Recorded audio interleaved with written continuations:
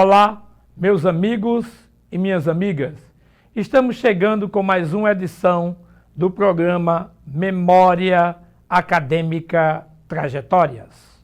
A você, um forte abraço e o meu muito obrigado pela sua audiência, amizade e companhia. Esse é o melhor programa de cultura da nossa região, que fala de livros, escritores, poetas, repentistas, contadores de histórias, leitores da boa música. É um momento de pura interação com o nosso eu literário-cultural. Eu sou Ricardo Alfredo. A você aqui da cidade e de toda a região, o nosso forte abraço e o nosso muito obrigado por abrir a porta da sua casa e permitir que adentremos com o melhor da nossa cultura.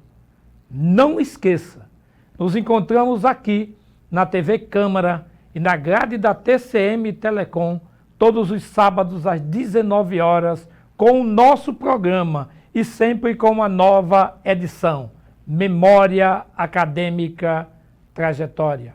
Esse programa é coordenado pela Academia de Ciências Jurídicas e Sociais de Mossoró, a ACJUS.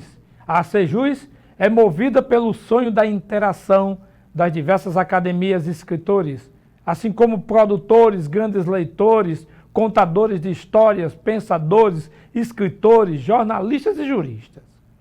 O nosso convidado desta edição é o professor Marcos Vinícius Filgueira de Medeiros, natural aqui de Mossoró, do estado do Rio Grande do Norte, formado no curso de Letras da Universidade Estadual do Rio Grande do Norte, Língua Portuguesa e, respectivamente, Literatura. Pós-graduado em Psicologia Escolar da Aprendizagem. Também é pós-graduado em Docência do Ensino Superior. Professor concursado na Rede Pública Estadual de Educação Potiguar. É mestrado do Programa de Pós-Graduação do Mestrado em Ciências Sociais e Humanas da Universidade Estadual do Rio Grande do Norte. É membro da Academia Mossorense de Literatura e Cordel, autor de 8 livros literários. Entre eles podemos citar Poesias, Palavras Ditas, foi em 1999 pela coleção moçoroense. Assim, também como foi lançado infantil, um belo livro infantil chamado Uma História Bem Contada, em 2019, pela Queima Bucha. O Alto da Mula Sem Cabeça, foi lançado agora em 2001, e A Menina e o Balanço em 2022. E aí é o nosso convidado para conversarmos e aprendermos um pouco sobre esse vasto conhecimento. Nossa primeira participação de hoje, não podia ser diferente. É o hino oficial da ACJUS. Letra e composição, Tones Moraes. Arranjo de Gideão Lima, nas vozes de Welma Menezes no soprano, Paulo Fernandes, barítono, Dani Melo, contralto, Marcos Lima, tenor. E em seguida, já iniciamos também com um vídeo Marcos Vinícius apresentando o Contar História.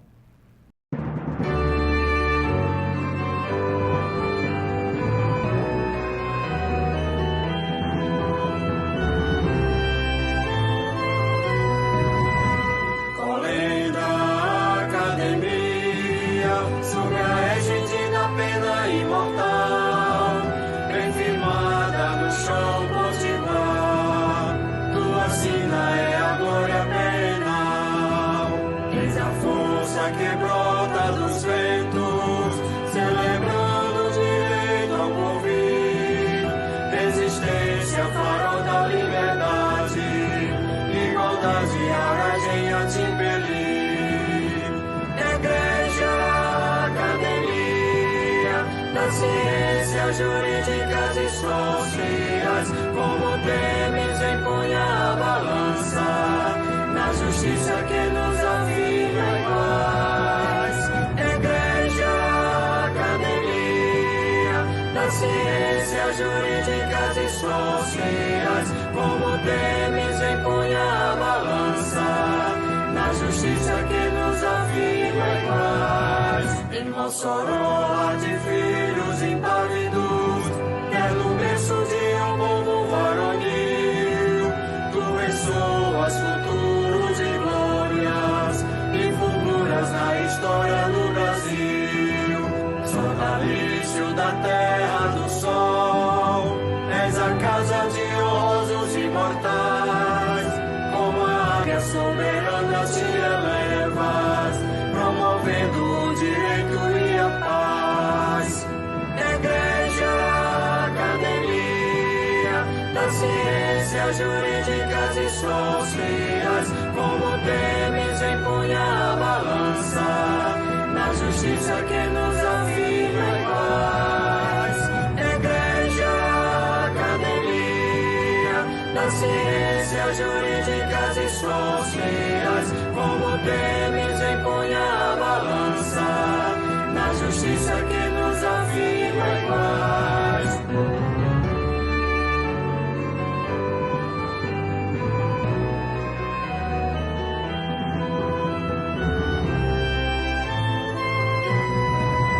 Mossoró há de filhos impávidos, terno berço de um povo varonil.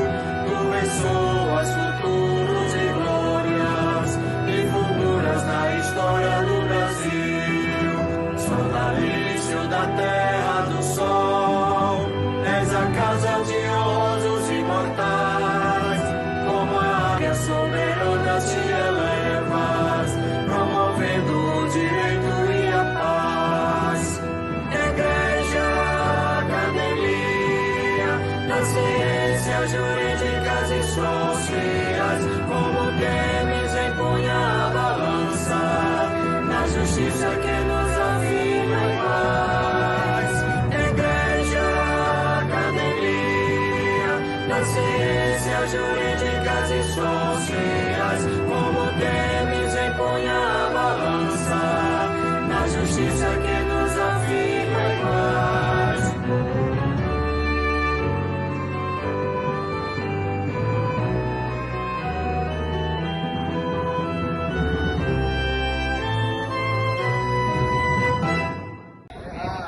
Certo? Errado? Então, assim, quando eu gritar sim, todos gritam não. Quando eu gritar não, todos gritam sim. Certo? Errado. Certo? Errado. Errado? Certo. Então. Assim. Então. Assim. Assim. Então. Sim. Não. Sim. Não. Não. Sim. Quando eu falar mentira, todos falam verdade. Quando eu falar verdade, todos falam mentira. Certo? Errado. Certo? Errado. Errado? Certo. Então. Assim. Então. Assim. Assim. Então. Sim. Não. Sim. Não. Não. Sim. Mentira. Verdade. Mentira. Verdade. Verdade. Mentira. Quando eu falar fora, todos juntos gritam dentro. Quando eu falar dentro, todos gritam fora. Certo? Errado. Certo. Errado. Errado. Certo. Então. Assim. Assim. Então. Sim. Não. Sim. Não. Não. Sim. Mentira. Verdade. Mentira. Verdade. Verdade. Mentira. Fora. Dentro. Fora. Dentro. Dentro. Fora. Embaixo. Em cima. Embaixo. Em cima. Da sua testa está escrito, Adorinho. Para ganhar o pirulito, tem que responder. Tem que responder tudo certo. Certo? Errado. Certo. Errado. Errado. Certo. Então. Assim. Assim. Então. Sim. Não. Sim. Não. Não. Sim. Mentira. Verdade. Verdade. Mentira. Fora. Dentro. Fora. Dentro. Dentro. Fora. Embaixo. Em cima. Embaixo. Em cima. Na sua testa está escrito para ganhar um pirulito, tem que responder tudo certo. Certo? Errado. Ou ninguém não ganha, mas vai ganhar uma história bem igualzinha, gente. Muito bem, gente. Vocês assistiram aí, viram o hino da Acejus, belíssimo hino, que é de maestria de Gideão Lima, mas naquelas lindas vozes que eu citei para você, como de Elma, Paulo Fernandes, que trazem a melodia de um belo hino que tem feito história aqui no Rio Grande do Norte e no país. Em seguida, vocês assistiram o próprio Marcos Vinícius, que é o nosso convidado, mostrando a vocês um dos seus momentos, que não é único, são diversos, mas um momento especial em que ele conta história, é um contador de história. E como eu li para vocês o currículo dele inicialmente, a gente conversou sobre o currículo dele, você em casa que abriu a porta da sua casa e me recebeu, me ouviu e entendeu que o nosso convidado hoje também é presidente daqui da nossa cultura, que a gente vai falar já sobre o Confoque, certo? A gente vai ter uma conversa com ele sobre isso. Porém, nosso convidado de hoje é professor, educador, vastamente conhecido em toda a região, e não estou exagerando. Marcos é sinônimo de conhecimento de literatura, língua portuguesa e outras áreas afins aqui no nosso meio. Como vocês sabem, eu também sou educador. Tenho áreas afins que são acessórios na minha vida. Várias áreas que eu atuo acessoriamente, mas eu sou essencialmente um educador. Falando em educador, eu já quero deixar aqui o meu agradecimento pessoal às equipes lá do Alto de São Manuel do Estado, da Escola Manuel João, que com muito carinho exibiu lá a programação nossa aqui. A vocês, professores de filosofia, sociologia, a Edelson de música, ao diretor Jacó, nós estamos gratos por sua participação conosco em divulgar a nossa cultura, a cultura potiguar, também a cultura nacional, que a gente tem conversado aqui com médicos, advogados, promotores públicos, como vocês têm nos acompanhado. E hoje, como eu já salientei, o professor, contador de história, literário, nosso amigo Marcos Vinícius. Seja bem-vindo ao nosso programa. Conto uma, conto mais de uma vez, conto 4, 5, 6, se você me acompanhar. Eu conto uma, conto mais de uma vez, conto 4, 5, 6, se você me acompanhar. É dessa forma que eu gosto muito de me apresentar, Ricardo, porque ser contador de história, para mim, é minha essência, é a minha alma. É aquilo que diz muito de mim. Trabalhar com a oralidade, dizer da oralidade, usar a nossa língua para automaticamente encantar e ser encantado. Nessa vida que muitas vezes é tão dolorida, não é? Tão cheia de sofrimento, tão cheia de coisas que faz com que a gente, às vezes, queira perder a esperança. Mas quando alguém chega e puxa a orelha da gente, faz uma careta, né? Mostra a língua, diz assim, olha, não é assim não, a vida é para ser vivida. E como já dizia Carlos Drummond, vamos encontrar muitas pedras pelo meio do caminho, não é isso? E aí eu pego essas pedras e vou transformando ela em barro para que eu possa fazer outras coisas através daquilo que a gente conta. 1, 2, 3, 4, quantas vezes as pessoas tiverem gosto e prazer em ouvir e escutar a gente. Que bom, sensacional. Me diga uma coisa, Marcos, aqui a gente costuma iniciar, Marcos Vinícius, falando um pouco sobre a vida da infância da pessoa. Eu sei que você é moçoroense. É de qual bairro? Das Barrocas. Eu costumo dizer que eu nasci em Mossoró, na Rua da Frente do Rio Mossoró, lá nas Barrocas. Tenho o maior prazer em dizer isso, porque a minha infância naquele bairro, com aquelas pessoas, é o que eu trago comigo até os dias de hoje. O cheiro do bolo, da fábrica de bolo de Miguel e Aldenora, o cheiro da bolacha preta, da fábrica de bolacha preta de Luiz de Primo, o cheiro da cocada, da casa de Dona Gilda, o dindim de coco queimado de Iracema, as vacas, os chocalhos, o leite que nós íamos comprar lá na fazenda de seu Maurício Vale. Então, o sítio Canaã são essas minhas memórias, e aquilo que eu trago dentro de mim é aonde eu nasci, aonde eu me criei, e tenho orgulho de mostrar para Mossoró, de mostrar para o Brasil, através daquilo que eu conto, que eu escrevo, e através também da minha existência. Que coisa boa. É bom quando a gente sabe de onde vem e para onde vai. Você sabe de onde vem. O homem que não tem orgulho de onde vem, ele também não sabe onde vai chegar. Isso é muito orgulhoso. É verdade. Eu costumo dizer também assim, que eu sou muito a essência do terraço da casa da minha avó materna, ou dos meus avós maternos, uma dona de casa e um homem que era pescador, que era agricultor, que era salineiro, que era, eu costumo dizer, as estações, porque ele era de acordo com o seu tempo, para não deixar faltar o sustento dentro de casa. Então, quando chovia, ele era agricultor. Quando parava a chuva, ele era salineiro. Quando a família precisava, ele era pedreiro. E por aí ia um tiquinho de cada coisa. E a minha avó, né, os meus pais casaram cedo demais, muito adolescente ainda, minha mãe com 14 anos, meu pai com 15 anos. E naquela época não existia energia elétrica, né? As brincadeiras era de gangorra, subia, descia, a barriga inchava e aí todo ano se tinha um bruguelozinho, um meninozinho nascido, né? Nessa brincadeira meus pais tiveram 7 filhos e aí quem ficava com a gente, para minha mãe trabalhar, meu pai trabalhar, era minha avó materna. Então nós ficávamos no terraço da casa dela e até hoje eu me lembro. A cisterna que tinha, o tanque que tinha, o pote que ela tinha que encher todos os dias, o quintal da casa com uma extensão enorme, cheio de plantas, onde a gente fazia e cultivava os sonhos da gente. Aí à tarde a minha avó gostava de se deitar no alpendre da casa, balançando para lá e para cá, com o pezinho no chão. Eu ainda me lembro até hoje, e contando as histórias dela, da época que ela foi criada, que ela cresceu no sítio Cajazeiras. Então, através da minha avó, ouvindo a minha avó, contando as suas histórias, né? A dona Maricota, que eu também criei esse gosto. Nossa, como é bonito. E eu quero isso para a minha vida.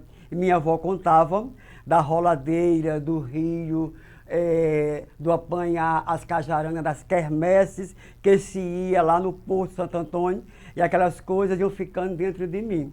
Então eu sou também essa parte. Eu fui gestado também dentro desse terraço com essas maravilhas que até hoje permeiam o meu imaginário e vão se multiplicando nas minhas palavras.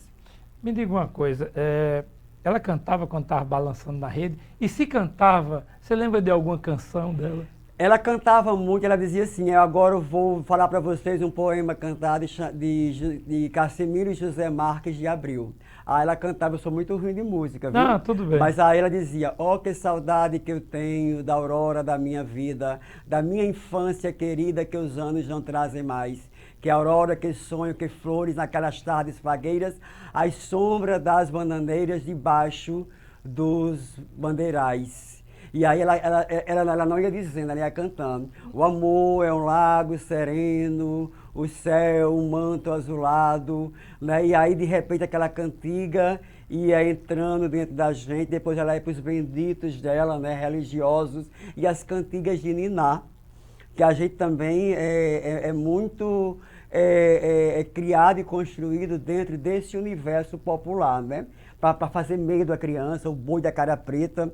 E ela cantava também isso pra gente. Boi, boi, boi, boi da cara preta, pega esse menino que tem medo de careta. E aí depois ia e vinha, aí se levantava, ia lá para a cozinha dela, pegava, ainda me lembro até hoje, aquela bachela grandona, colocava a farinha de trigo, a água, o sal, mexia. E enquanto mexia, ia cantando, ia declamando versos pra gente. Daqui a pouco o óleo chiava e as picanhas estavam prontas. Reunia todo mundo na mesa grande. Café. E o café da tarde com picanha. Enquanto ela ia dizia, aproveite a vida. Aproveite a vida porque é isso que a gente leva, é isso que a gente aprende. E minha avó tinha uma coisa que eu acho muito maravilhoso, Ricardo, que ela dizia assim, hoje eu acordei com uma dor, uma pontada na cabeça, menina, então eu acho que de hoje eu não passo, porque essa dor está aqui, quando penso que não, estava na minha goela. Ela veio daqui, parou de doer, que eu passei uma coisinha assim, um sebo de carneiro, aí veio para minha goela, e eu, de tanto que eu fiz, começou a doer aqui embaixo. Aí daqui, que estava aqui, veio para cá e eu, ai meu Deus do céu, que dor é essa? Que dor é essa? E passava um pouquinho de óleo de coco, quando penso que não, a dor estava no joelho, moral da história. E depois a dor vinha para o estômago e subia e descia, até tomar um chá de alho, ou tomar um chá de hortelã, ou tomar um chá de cidreira. Mas era incrível essa coisa dessa dor que batia dentro dela, que estava dentro dela e que de um canto ia para outro, de um canto ia para outro, e todos os dias ela dizia isso para a gente: de hoje eu não passo, de hoje eu não passo. E minha avó viveu praticamente 90 anos com essa questão de hoje eu não passo. É uma grande idade, sabe, para a nossa realidade. Me diga uma coisa, Marcos, a sua infância educacional, você começou por onde? Em qual escola ali, naquela região? Olha, eu me lembro muito bem que a primeira escola que eu fui era o Jardim Infância, lá de Dona Marizinha. E eu tenho uma lembrança muito grande de ter começado lá, porque quem ia deixar a gente, né, eu e minha irmã, na escola, era meu avô, na carroça que ele tinha.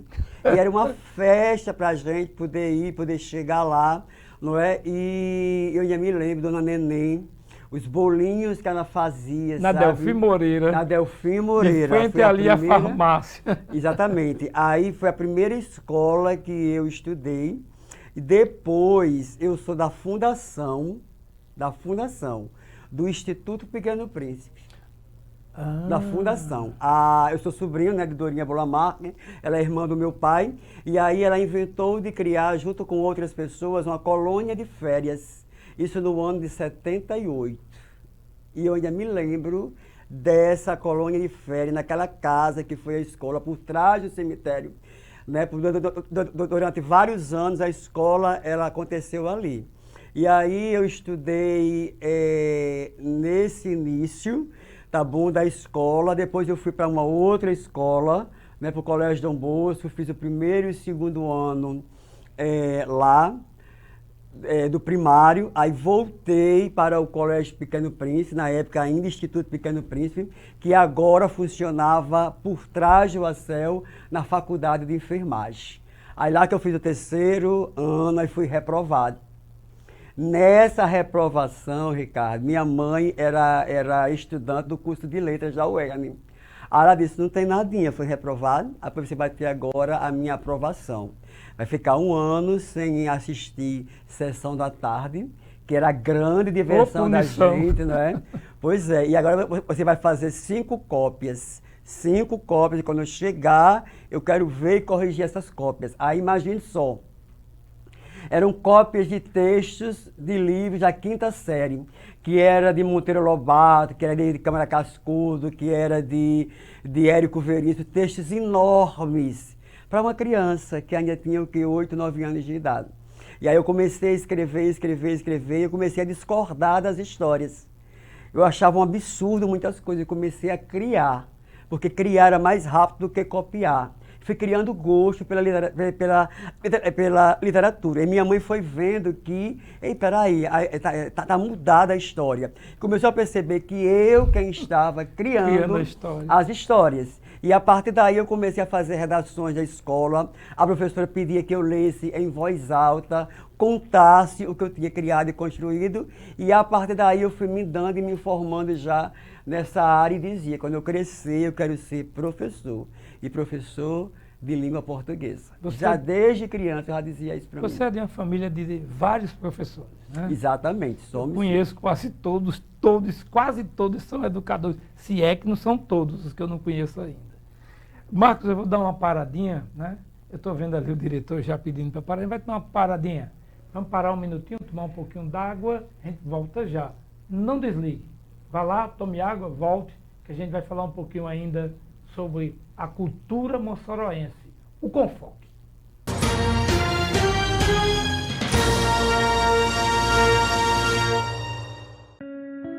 Eleger um prefeito ou prefeita é como escolher alguém para cuidar da nossa casa ou do nosso dinheiro. O prefeito é responsável por administrar os impostos recolhidos e o orçamento recebido do Estado e da União.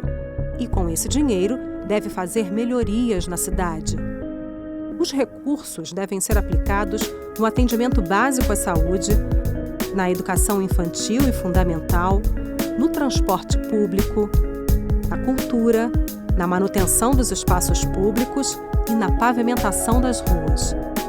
O prefeito também é responsável pela iluminação pública e limpeza da cidade e precisa fazer tudo isso em diálogo com a Câmara de Vereadores. Fiscalize, acompanhe e cobre do seu novo prefeito.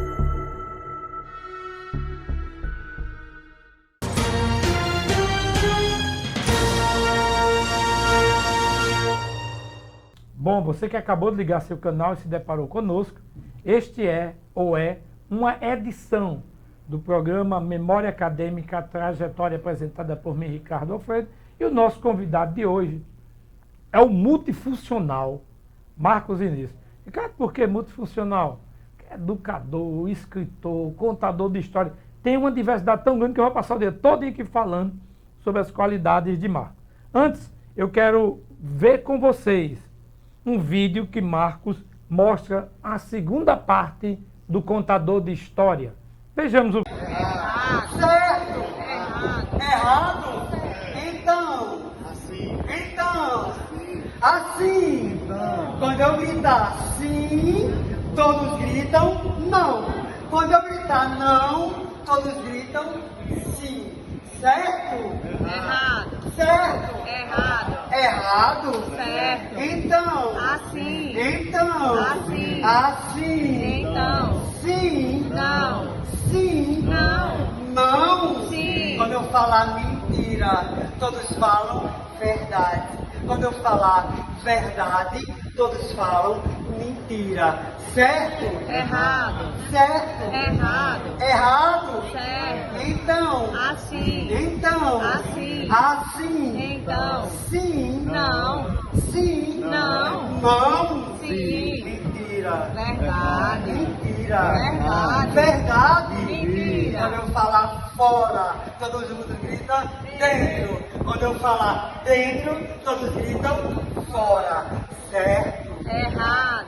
Certo? Errado. Errado? Certo. Então, Assim. assim, Então. sim, Não. sim, Não. não, Sim. mentira. Verdade. Mentira. Verdade. Verdade. Mentira. Fora. Dentro. Fora. Dentro. Dentro. Fora. Embaixo. Em cima. Embaixo. Em cima. Da sua testa está escrito, Adorinho. Para ganhar o pirulito, tem que responder. Tem que responder tudo certo. Certo? Errado. Certo. Errado. Errado. Certo. Então, Assim. assim. Então. Sim. Não. Sim. Não. Não. Sim. Mentira. Verdade. Verdade. Mentira. Fora. Dentro. Fora. Dentro. Dentro. Fora. Embaixo. Em cima. Embaixo. Em cima. Na sua testa está escrito para ganhar um pirulito, tem que responder tudo certo. Certo? Errado. Ou ninguém não ganha, mas vai ganhar uma história bem igualzinha, gente. Muito bem, você viu aí Marcos contando a segunda parte do contador de história e na mesma sequência, né, essa parte contando história, a gente vai ver Geraldo Maia do Nascimento falando um pouquinho do que é ser escritor, que é um vídeo da sequência. Geraldo Maia falando sobre o que é ser escritor, porque daqui a pouco eu vou pedir a Marcos Vinícius que também traga com ele o termo ser escritor. Vejamos aí com Geraldo Maia, ser escritor.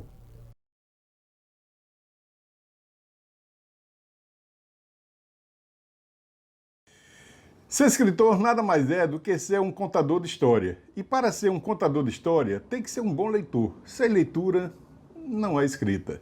Escrever é se dedicar a construir conexões com as palavras, buscando sempre provocar alguma sensação no leitor. O escritor é um perfeccionista. Nunca acha que seu texto está pronto. Sempre acha que faltou uma coisinha aí para completá-lo. Na minha opinião, ser escritor não é apenas escrever livros. É muito mais uma atitude perante a vida, uma exigência e uma intervenção, como disse José Saramago. Bom, gente, você viu aí o vídeo de Geraldo Maia falando sobre ser escritor. Nós temos mais 3 escritores moçoroenses que vai falar sobre isso, inclusive o próprio Marcos. Marcos Vinícius, como nasceu assim, como foi essa descoberta que você era um contador de história?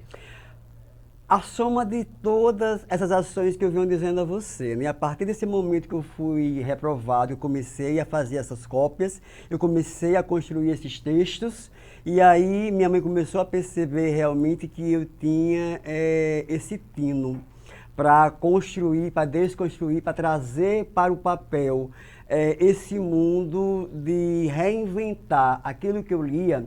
Na escola eu comecei também a me destacar na produção de textos de redação. Nesse mesmo período, já com 12, 13 anos de idade, eu fui ser catequista. Quando eu fui para a catequese, né, eu via aquelas histórias bíblicas, eu queria empolgar as pessoas, as crianças. Aí eu, peraí, sabe uma coisa? Eu vou começar a contar. E aí eu pegava as histórias de Sansão, né, de Jonatas, da Gênese, do Egito, as parábolas de Jesus, e eu levava para as aulas de catequese, eu começava a contar e aquilo ali automaticamente ia encantando as crianças que estavam na catequese. E tinham vontade, porque era dia de domingo pela manhã, de 7 horas antes da missa. E minha turma começou a lotar, começou a trazer, a chamar. Eu percebi que isso era bom. Nesse mesmo período, eu comecei a fazer parte da pastoral de juventude do meio popular. Eu escrevia poemas nessa época, e nós tínhamos algo chamado de mística. Todo encontro da gente tinha uma mística, e todo encontro também terminava com um show de talentos.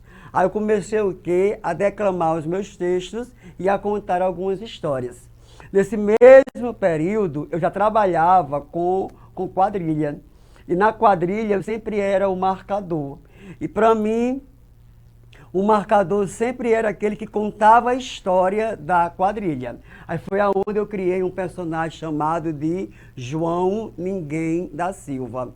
João Ninguém da Silva era um marcador de quadrilha, que era contador de história, que também era educador, e que eu pegava influência de quem? Do meu avô pescador, da convivência da gente, o seu Luizinho, e as histórias de Dona Maricota, a minha avó materna, que ela trazia com tanta maestria e detalhes, que eu ia trazendo isso também para a minha prática. Então, a partir daí, se começou, lá nos meus 15, 16 anos de idade, essa paixão, essa coisa por contar história, trazer a arte para esses diálogos.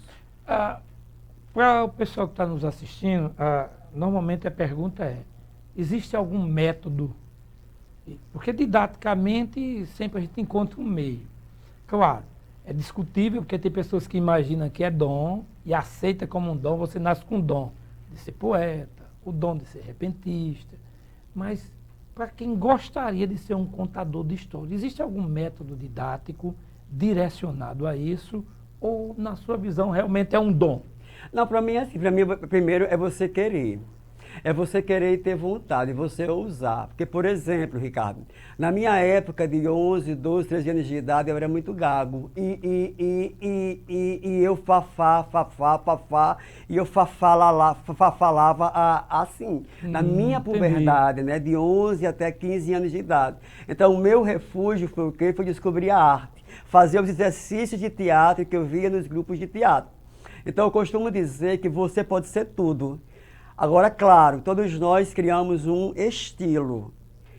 Contar história não é igual a mim, tá certo? Contar história é no seu estilo. Eu gosto de fazer maquiagem, eu gosto de usar roupas coloridas, eu gosto de usar objetos, eu gosto de fazer vozes, de criar vozes e de fazer muito movimento.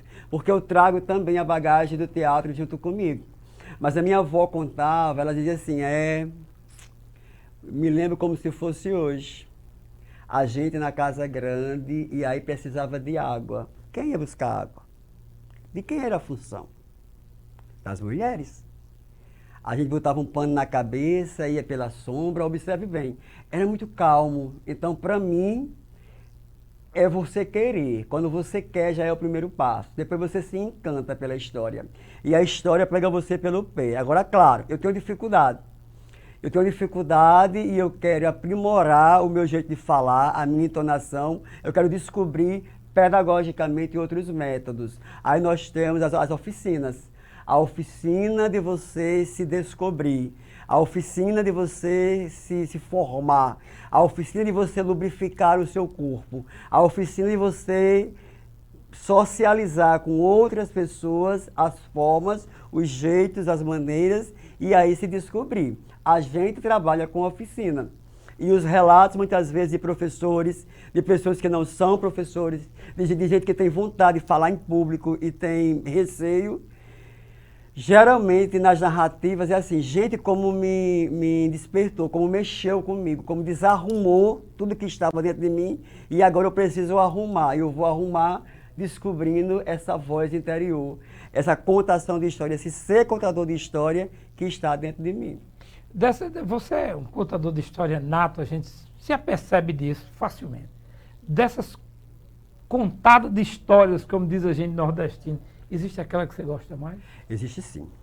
Antigamente não existia energia elétrica. A forma de energia era lamparina. Antigamente, cedo da noite, a mãe pegava os bruguelos pelas orelhas, sapecava lá na mesa da cozinha, servia o jantar, depois areava as panelas, varria tudinho, de pano passado saía pelos grandes corredores da casa, acendendo as velas, acendendo as lamparinas.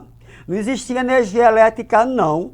Existia a forma de lamparina simplesmente. As mulheres tudinho se reuniam nos alpendres da casa. As mães pegavam os meninos mais menores, sapecavam entre as pernas, um frasquinho assim, espia só, de óleo de coco, metia no cabelo, com um pente de arraia, ia tirando lá os piões e as lendas dos meninos. E entre uma catada de um piô e de uma lenda, do outro lado, tinha duas mulheres com a saca desse tamanho, espia só, cheia de feijão, e numa debulha, e numa catada, uma mais espivitada, com palmo e meio de língua para fora, dizia assim, espia aí, coisinha, Mariazinha tão boazinha, de casa para igreja, da igreja para casa, tá lá prostrada numa cama com a barriga por acolá, toda fofa e dura ao mesmo tempo. O pai disse que foi uma melancia verde que ela engoliu. A mãe disse que ela escorregou numa casca de banana, espia só, coisinha. Não teve nem inverno esse ano e ela tá lá desse jeito. Quanto isso, debaixo do pé da algaroba, estavam lá os homens, cada um mais rico do que o outro. Um chegava e dizia assim, eu tive um pesadelo hoje, acordei mais cedo, peguei minhas moedas, me encontrei com o Zé Coisinha do bicho, joguei todinhas as pratas. Eu sonhei pesadelo com minha sogra, aí eu joguei na cobra. Quando penso que não, o bicho deu o quê? Coruja. Nem sei se tem esse bicho, mas que deu, deu. O outro dizia assim, eu não. Eu esperei o compadre sair de casa, aí pulei a cerca, fui lá no seu açude, meti meu anzol pra cima, pesquei um peixinho, levei pra casa, a mulher fez lá um pirão, tô aqui ó, com a barriga por acolá. Outro falou assim, eu não. Eu acordei cedo, fui lá no curral, meti a mão nos peitos da vaca, tirei para mais de 1.000 litros de leite. Fui ali na feira do bode, vendi tudinho. Estou aqui com os bolsos ó, esborrotados de dinheiro. Mas quando dava 6 horas, homens e mulher largavam tudo. Os homens tiravam o chapéu, a mulher colava seus mantos na cabeça e tudinho dizia assim, quando bate às 6 horas, de joelhos sobre o chão, o sertanejo reza a sua oração. Mas menininho, enquanto um homem e mulher estavam lá rezando, os meninos sapecavam o pé na carreira e iam brincar nas ruas. As ruas tudo escura, a rua larga, que não tinha fio, não tinha poste. Os mais bruguelos iam brincar de ciranda, cirandinha, ou então de ateria o pau no gato. Mas os mais taludos, com pente no bolso e um frasquinho assim de perfume no bolso, iam brincar de cair no poço. Só para dizer assim, água por onde? Pelo pescoço. É essa, espia só, é essa. Quando que não, iam brincar de passarais. Só para ficar pelo último, escutar a mulher dizer assim, quer rush ou quer batom? Menino tinha energia elétrica não, o povo dormia cedo. E eu brincava de gangorra, numa subida, numa descida, a barriga por acolá, todo ano era um doidinho. Todo homem que nascia tinha o nome de José.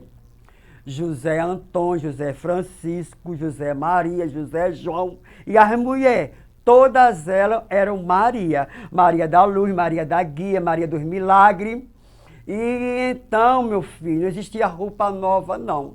A roupa que se vestia nos dias de domingo à tarde era a mesma roupa que ia para o batizado, que ia para o casamento, que ia para o funeral. E a roupa do mais velho ia sendo adotada pelo mais pequeno, mais pequeno, mais pequeno. No último, a mãe lavava na água de sal, colocava dentro do saco e dava de presente à comadre. Antigamente, tanta coisa existia e que hoje eu digo, fica na minha memória, aquela música que Luiz Gonzaga conta, minha vida é andar por esse país para ver se um dia descanso feliz, guardando a recordação das terras por onde andei, andando pelo sertão e dos amigos que lá deixei. Entrou pela perna do pinto, saiu pela perna do pato. Senhor Rei mandou dizer que eu contasse mais 4, mas para contar tem que me pagar um bocado, porque eu não trabalho de graça não, esse menino. É muito bonito, muito belo. Nós, infelizmente, o tempo é ingrato, é muito belo. Pessoal, nós vamos dar mais uma paradinha, estão indicando lá. A gente vai assistir mais um vídeo de Marcos Vinícius. Você fica em casa assistindo e quando a gente voltar para o terceiro e último bloco, vamos falar sobre o Confoque em Mossoró, né? O Confoque daqui, e falar dos livros de Marcos e da vida dele ainda, que tem muito o que nos dizer. Água de cheiro. Aí depois de tomar o banho, sapeguei foi a calça nos quartos, depois a camisa, aí peguei esse menino, a minha chapa dentro do caneco, feito de lata de flor, de óleo, meti na boca e fiz assim, agora passa ali. E na cozinha tomar 4 caroços de água, porque a minha goela tá sequinha. Fica...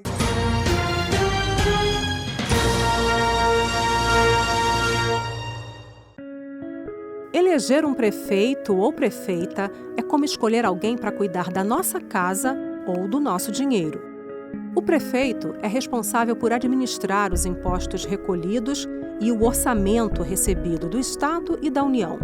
E com esse dinheiro, deve fazer melhorias na cidade.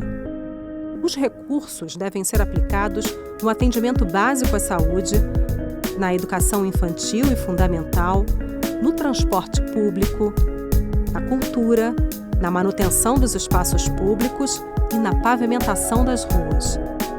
O prefeito também é responsável pela iluminação pública e limpeza da cidade e precisa fazer tudo isso em diálogo com a Câmara de Vereadores. Fiscalize, acompanhe e cobre do seu novo prefeito.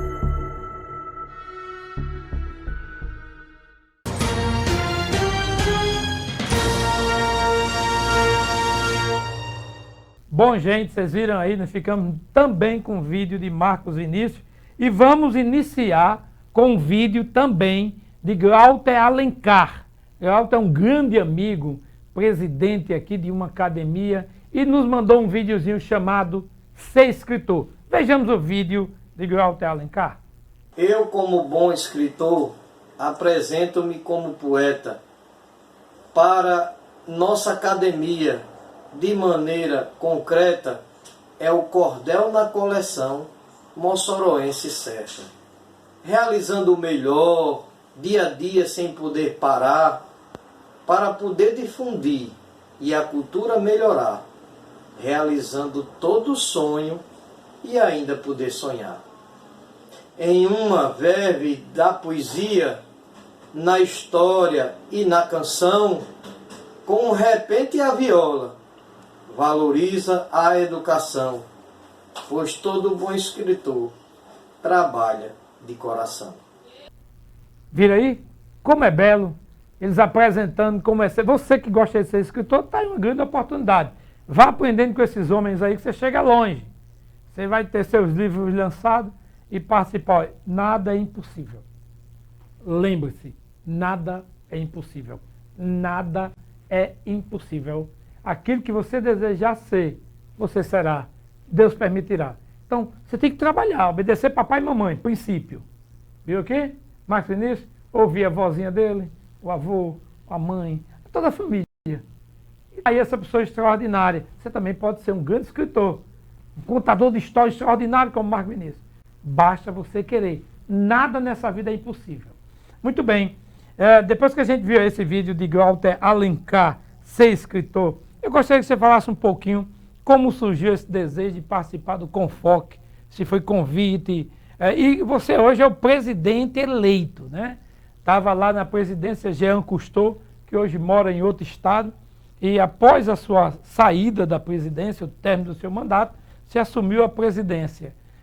Filemon Rodrigues Pimenta, que vai meu abraço, tinha me comunicado, eu lamentavelmente estava fora de Mossoró para ir votar.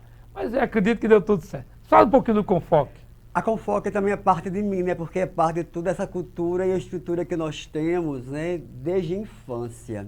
Eu sempre gostei de urso, sempre gostei de carnaval, de quadrilha, de São João, dos ciclos que nós falamos, né? Os ciclos culturais que marcam a gente, nós, moçoroenses, nordestinos, como um todo.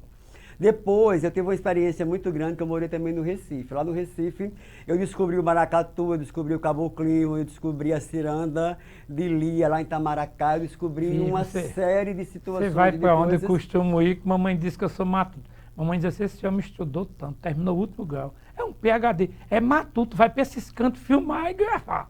Mas é a essência da gente, né? E Boaventura nos fala isso. São os saberes que ficam, que são escritos no corpo da gente. Então, lá atrás, né, há muito tempo, eu fui para umas reuniões da Confoque e fiquei impressionado porque existia esse órgão em Mossoró. Há alguns anos, Rogenildo Silva, ele foi presidente. Quando ele foi presidente da Confoque, eu tinha um espaço chamado de Bodega Cordel, aqui em Mossoró. E nós começamos a alinhar o trabalho que eu fazia na bodega com a gestão também da Confoque de Rogenildo. Veio a pandemia, né, veio tudo isso, ficamos um pouco distantes um dos outros, e quando foi agora, a Confoque estava aberta para as pessoas poderem formar suas chapas, então eu peguei algumas pessoas que eu confio, que eu gosto muito, fiz o convite. E aí, quando a minha vice, Zezinha Fernandes, quando a minha secretária Gorete Medeiros, o segundo secretário Márcio Aquino, Fátima Feitosa, tesouraria, e Keila Araújo aceitaram o convite de compor conosco essa chapa, para a gente foi assim, chave de ouro. Depois, falamos com Marta Noberto, com Glauter Alencar, com o próprio Rogenildo Silva, com Elma Cunha, e formamos o nosso conselho. A chapa foi automaticamente se tornando um sonho. Pessoas que trabalham, que gostam, que fazem parte dos vieses populares da cultura moçoroense, que tem isso no sangue, se juntando para compor e fazer cultura. E aí vieram mais pessoas, o Heriberto Monteiro, para compor a gente, conosco, a assessoria de comunicação, Liana Duarte, do segmento de quadrilha, Gorete Alves, cantora moçoroense, também conosco, compondo, Luiz Carlos, que trabalha com pastoril, que trabalha com tantas outras linguagens da arte, George Wagner, capoeirista, gente, agora Carlitos, tanta gente boa se juntando, vindo conosco para compor essa nova comissão que nós chamamos, é comissão da gente. Separamos o prefixo co de missão para a gente entender realmente que a comissão é um processo de você horizontalizar o poder e automaticamente todos e todas terem direito à vez e à voz na comissão da gente. Eu recebi essa informação, a posse de vocês foi dia 18 de agosto. Exatamente, foi no dia 18 de agosto, no dia dos meus 50 anos, lá no Rush Café, que foi uma festa maravilhosa. Gutenberg né, que é presidente da comissão estadual, estava presente. José Rodrigues Alves, escritor aqui de Mossoró, que mora em Natal, que também é vice-presidente da comissão de folclore estadual. Irmão de Filemon estava presente. O Filemon estava presente e Mossoró foi muito bem assim representativo nesse dia de grande alegria e prazer para a gente. Eu sei que tem muitos projetos, eu sei que eu lhe conheço de algum tempo, apesar de aparentemente estarmos distantes, trabalhamos junto no DIRED, e DIRED, para você que não sabe, é o setor de coordenação da educação do Estado em Mossoró, localiza-se no segundo piso do estadual. Você vindo do centro para lá, primeiro piso, a escola embaixo, e na parte superior, segundo piso, está o DIRED, né? O DIRED teve lá há algum tempo. Me diz uma coisa, Marcos, quais são os projetos? Tem pelo menos 2 projetos já em mente, assim, para realizar em Mossoró com o Confoque? Já estamos executando, que é o Reisado Itinerante, no dia 19 de agosto, um dia pós-posta, já fizemos, que foi lá no Boulevard, né, em parceria com o restaurante Balu. Nós fizemos o Reisado Itinerante, que é a junção automaticamente de artistas populares para mostrar que a Confoque está viva e que ela faz parte da vida da gente. E estamos agora nos preparando, porque em novembro nós teremos 27 anos de Comissão Mossoroense de Folclore. Já estamos trabalhando para a realização desse ato, desse evento, no final de novembro. Nós também, já enquanto comissão, no dia 22 de agosto, nós fizemos uma sessão solene, lá aliás, um ato celebrativo em comemoração ao Dia Mundial do Folclore, que foi na Câmara Municipal, e nesse dia a gente já pôde trazer para Mossoró o nome de 5 mestres dos saberes populares aqui de Mossoró. Nós entregamos o troféu Urso Monchoró, que o urso agora, né, patrimônio imaterial da cultura, e já é um trabalho nosso que nós suscitamos, pedimos, falamos, né, com a vereadora Marleide Cunha, aqui de Mossoró, e ela prontamente atendeu, levou esse clamor para a Câmara e foi aprovado, né? E nesse dia, Márcio Aquino, que é mestre de urso, ele foi homenageado. Dona Marlene, da quadrilha Zé Matuto, mais de 40 anos, trabalhando na Baixinha com cultura popular, com quadrilha, foi contemplada. Com Cris, que é uma grande voz do coco de embolada aqui de Mossoró. Ele é pernambucano, mas tantos anos morando em Mossoró, ele já é patrimônio nosso. Dona Mariede, que é uma cordelista maravilhosa aqui de Mossoró, foi também contemplada na linguagem do cordel. Ela tem 80 cordéis, ela tem mais de 180 poemas, e ela também é a patrona da cordelteca da Escola Estadual Solon Moura. E também a gente contemplou a Deusgimar, que é mestre do maracatu, Reis de Paus, aqui de Mossoró. É o único maracatu existente na cidade de Mossoró. Então, esses projetos, né, essas inquietações da gente já está automaticamente em andamento, foram realizadas e queremos agora tornar como marcos da cultura mossoroense nossa, e não deixar mais passar em branco, ficar às margens ou ficar na invisibilidade, esse povo que faz cultura junto conosco. Muito bem. Outra coisa importante, que o tempo aqui corre, 8 livros. Qual aquele que você tem? Eu tenho vários. Tenho muitos livros da área de direito, da área de teologia, que é minha grande paixão. Que se diga de passagem, você está me ouvindo? Muita gente me acompanha nos jornais. Eu tenho um jornal que eu escrevo sobre teologia, chamado Reflexões Teológicas, moçoroense, 100 e poucos anos. Eu tenho muitos anos já. E um grande jornal aqui do estado, ali de Natal, que eu escrevo sobre direito. Mas eu nunca neguei a ninguém. Minha grande paixão é a teologia. Não a teologia radical, mas a teologia expansiva. Aquela que demonstra mesmo a função humana dentro do humanismo. Porque a gente fala muito em função humana sem humanismo. É verdade. É muito falar, muito bonito essas funções que tem por aí. Mas quando você fala da função humana dentro do humanismo, você descobre a verdadeira teologia bíblica e o sentido que ela dá à razão da existência. Certeza. E quando você compreende ela e a razão da existência, você vê um Deus que não é separatista. Com certeza. Você vê um Deus coberto de amor por cada pessoa individualmente, sem preconceito. Certeza. Só para concluir, o Deus que olha para você é aquele que eu acredito, de acordo com a teologia profunda, que nem lembrará dos seus pecados. Ricardo, que loucura é essa? Sim. Aquele dia final, a grande pergunta vai ser: quem foi que você amou? A medida pesada de Paulo, apóstolo Paulo, capítulo 3, 1 Coríntios. Quem você amou? Qual foi a oportunidade que você perdeu de amar alguém? Aí vai ser a medida de Deus. E é uma medida que, de acordo comigo e com os teólogos que a gente lê, é a medida mais pesada que tem. E a dosiometria da pena vai ser o amor. Marcos, me diga uma coisa muito importante. Qual a sua paixão desses livros aqui? É tão difícil de dizer, São porque filhos. todos eles são um pedacinho muito grande de mim, né?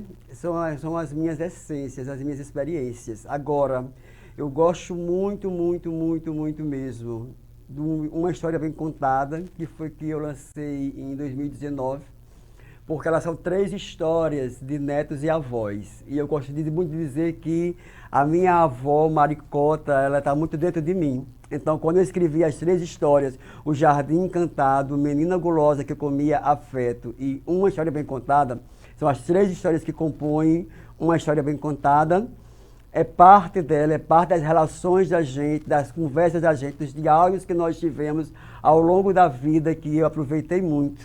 Eu coloquei dentro deste livro como homenagem a ela, como parte realmente de eternizar.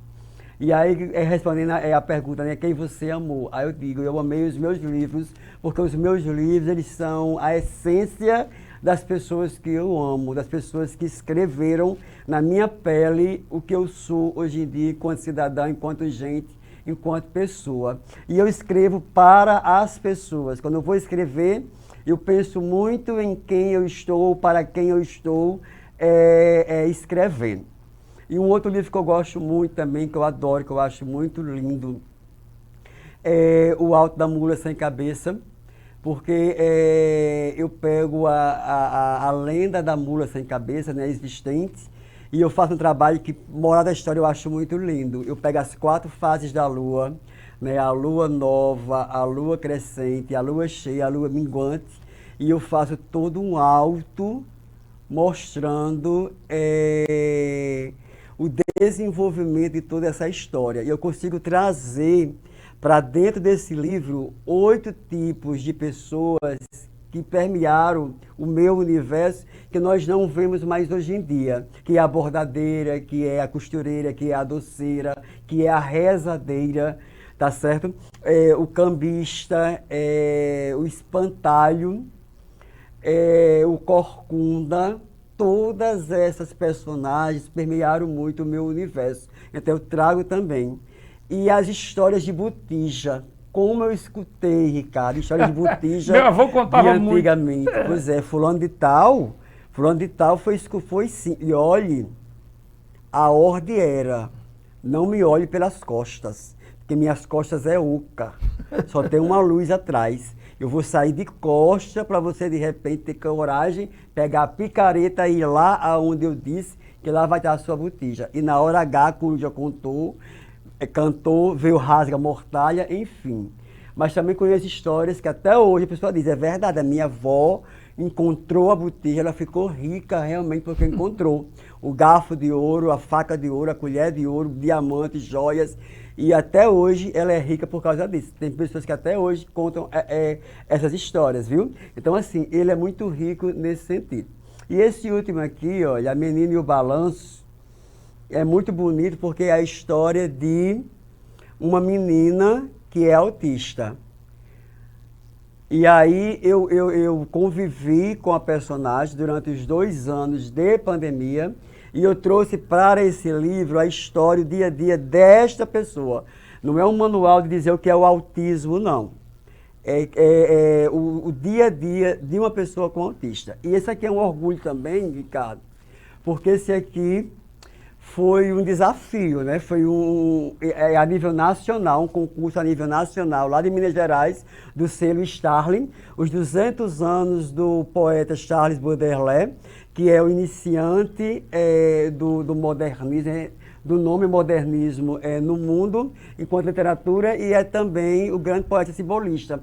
E eu ousei escrever este livro, enviar para Minas Gerais, e lá em Minas eles escolheram 12 livros, 6 a nível nacional e 6 mineiro. E o meu livro ficou, né, entre os 6 escolhidos, e hoje em dia foi lançado numa coletânea de 12 livros de poesia, Ave do Mau Agouro. E eu gosto muito dessa poesia, que é uma poesia intimista, é uma poesia, sabe, que fala também um pouco de mim, que eu trago Baudelaire para esse universo sertanejo, e se ele fosse sertanejo, como ele se comportaria.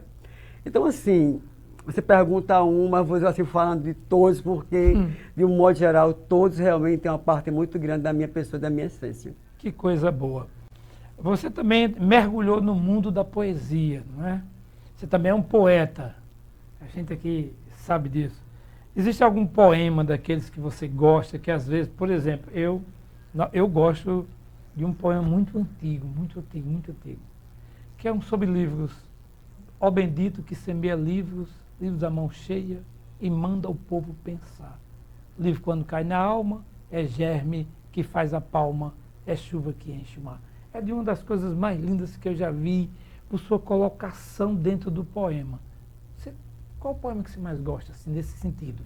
O seu ou de algum autor? Olha, de autor, o que eu mais gosto tem 2 poemas que eu gosto muito. O Bicho, de Manuel Bandeira, quando ele fala, vi ontem um bicho na imundice do pátio, catando comida entre os detritos. Quando encontrava alguma coisa, não examinava, não cheirava, engolia com voracidade. O bicho não era um cão, não era um gato, não era um rato. O bicho, meu Deus, era um homem. Porque ele está muito dentro daquilo que você falou, né? Pensar a humanidade dentro do humanismo. Quem somos? Exato. De onde viemos, para onde vamos, Exato. E por que somos tão egoístas ainda nos tempos contemporâneos e não conseguimos enxergar o outro como deveríamos enxergar. E o meu, eu tenho muitos poemas, mas eu gosto muito de um que é infantil, mas que diz muito de mim, porque ele mexe comigo, que fala assim: trem da poesia vai saindo dia a dia, vem trazendo a alegria do sertão à capital. Vem cá menino, vem menina, vem titia, vem papai, mamãe, vizinha, receber essa magia tão gostosa de escutar. Eu faço versos, faço rima, melodia, sou real, sou fantasia, eu sou prosa, sou poesia, tralalá, eu vou contar. Tralalá, eu vou contar, tralalá, eu vou contar. Eu rimo prosa, pula, salta e se enrosca. Quero ver quem não se encosta, quem não se encosta nessa brincadeira boa, tão gostosa de contar. Ele é simples, ele é esse jogo de palavras, mas para mim nós somos um trem de poesia. É verdade. Nós somos, entende, aquele que carregamos dentro da alma da gente a melhor coisa para se transformar a sociedade, ou a melhor coisa para se criar laços afetivos, que é a poesia, que é a palavra, que é você poder abrir um livro, levar um livro, ler um livro, trazer um livro, ser livro e ser lido pelas outras pessoas. Muito bem. A gente ainda vai ver 2 videozinhos básicos, né? Um é do nosso querido amigo, educador, professor, advogado Antônio Clóvis, escritor. E Wanda Jacinto, poetizando o nosso dia. Vamos assistir rapidinho, está dentro do nosso tema. Meu nome é Antônio Clóvis Vieira, sou professor, advogado, escritor e poeta. Eu sempre fui um apaixonado pela leitura e comecei a escrever já na minha pré-adolescência, mas só publiquei meu primeiro livro há aproximadamente 10 anos. Ser escritor é você ter a oportunidade de expor suas ideias e posições através de diversos meios, jornais, revistas, periódicos. É essencial que você conheça seu público, ou seja, para quem você está escrevendo.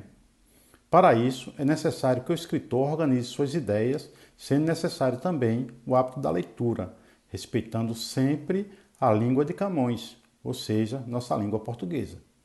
Escrever exige muita disciplina, criatividade e conhecimento. Para mim, ser escritor é de uma importância enorme, já que fui criado em um ambiente de letras. Minha mãe era escritora, assim como minhas irmãs e meus irmãos, e não me vejo fora desse ambiente de leitura e produção literária. Olá, vamos poetizar o nosso dia. O tombo de um grande e longo amor nunca é brusco. A intensidade dos golpes vai crescendo aos poucos, a cada round. São as retinas que não mais se cruzam e deixam o olhar machucado. É o beijo, cada vez mais escasso, e o bem-querer lesionado. É o fastio, cada vez mais presente. É desejo que sofre cruzado. É o soco da espera frequente e o peito em frangalhos. É o direto do carinho ausente e sonho massacrado. Nocaute. Mas o amor verdadeiro, mesmo com o rosto marcado, o olhar castigado e o coração dilacerado, não beija a luna, não joga toalha, não clama por chance, nem revanche. Só deseja o amor puro de outrora e de antes. Poema Nocaute, do poeta e escritor Sueldo Câmara. Muito bem, você viu aí Antônio Clóvis trazendo o que é ser escritor e Wanda Jacinto poetizando o nosso dia. E aí eu pergunto a Marco Vinícius, porque eu não consegui baixar, Marcos. Na sua visão, o que é ser escritor? Eu não consigo ser racional, eu consigo ser emotivo. Para mim, ser escritor é você brincar com as palavras, é você se deixar ser guiado por elas. É você automaticamente construir esse mundo a partir da costura que você faz de uma palavra com outra palavra, de uma palavra com outra palavra, criando as frases, criando os parágrafos, criando os enredos que você quer dizer. Ser escritor também é você não se perder de você e se perder de você ao mesmo tempo nesse mergulho que você dá no seu imaginário. Porque para ser escritor é preciso automaticamente ter um senso aguçado e dizer assim, é por esse caminho, é por esse viés, é isso que eu quero dizer. Ou então, quando terminar o texto, você relê e dizer assim, nossa, fui eu que fiz isso. Ser escritor, para mim, acima de tudo, é você se deixar como um mar que vem e traz as ondas, como um mar que vai e leva as ondas. Você vai, volta, volta e vai, e automaticamente o seu texto começa a fazer sentido para você. Muito bem. Estamos chegando ao final do programa já, certo? Quero lhe agradecer a sua participação aqui antecipadamente e deixar você à vontade para suas considerações finais. Eu queria terminar com o início de uma pequena história, que fala assim, Silêncio. Silêncio era o nome da mais bela borboleta que todos os dias vinha tomar banho de sol no jardim feito pelas mãos da minha avó. Todos os dias ela vinha tomar sol, um sol que eu mesmo fiz com uma embalagem de biscoito recheado. Era o sol mais lindo porque era prateado. Ele ficou tão lindo que eu dei a ele o nome de Generosidade. Todos os dias, Silêncio vinha sobrevoar o jardim, tomar banho de generosidade. Eu queria terminar com essas duas palavras. Silêncio é muito bom para mim, para você, para todos nós, para a gente poder fazer uma reflexão da vida sobre os meus valores, sobre os seus valores. E generosidade, gente, é o que nós precisamos, acima de tudo, para construir um mundo de esperança. Um beijo no coração e até uma próxima vez. Muito bem, terminou com uma das coisas mais lindas que tem. A você que está em casa, nosso muitíssimo obrigado. Na região, você que está aqui nos sítios aqui próximo, que nos assiste nas fazendas, na zona rural, na própria cidade de Mossoró, pela internet, o nosso muitíssimo obrigado. Estamos chegando a mais um final, porém, eu costumo deixar aquele que vocês sempre pensam e mandam e-mail para mim. E hoje eu escolhi o apóstolo Paulo, até porque todos sabem, é uma das leituras que eu mais gosto, é do apóstolo Paulo, que diz assim: combati o bom combate, acabei a carreira, guardei a fé, e desde agora a coroa da justiça, que está guardada para mim, e será dada pelo meu Senhor, o justo juiz, naquele dia. É você olhar para a sua vida toda, fazer um levantamento, chegar pertinho do final e dizer assim: não é que valeu a pena? Faça a sua vida valer a pena. Não desista dos seus sonhos. Não desista daquilo que você quer fazer na vida. Hoje é um dia para você levantar a cabeça, se erguer e dizer: vou lutar de novo, vou lutar pelos meus sonhos. Então, erga-se. Até a próxima edição.